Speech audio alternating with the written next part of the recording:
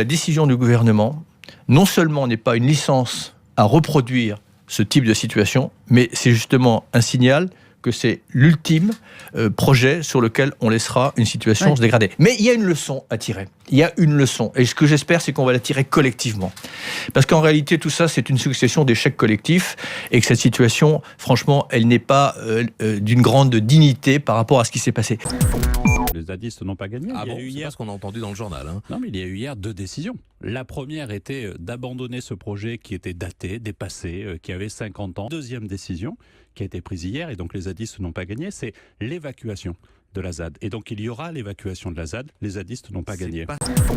Donc évidemment, des discussions vont s'engager sans délai avec Vinci pour tirer toutes les conséquences de la nouvelle situation. Donc ces discussions, elles vont être menées évidemment en respectant le droit, en défendant les intérêts de l'État, et je suis confiante sur le fait qu'on trouvera une bonne solution pour l'État.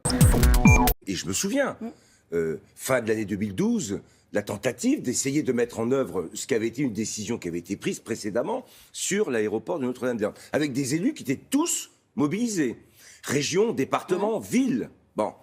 Et puis, il y a eu cette résistance avec des violences et on a reculé à ce moment-là. On a renégocié. Et puis ensuite, eh bien, quand il y a eu la fin de cette concertation, il fallait repartir.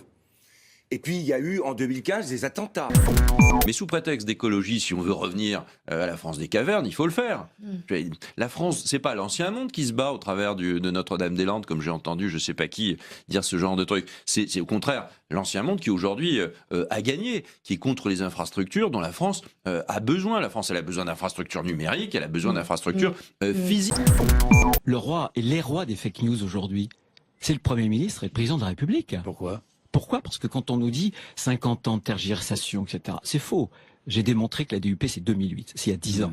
Quand on nous dit, mais jamais Nantes Atlantique n'avait été étudié. Tu parles. 5 études, 5 rapports avant la dernière. L'avant-dernière, c'était Ségolène Royal qui l'avait commandé au CGEDD, au Conseil général de l'environnement et du développement durable.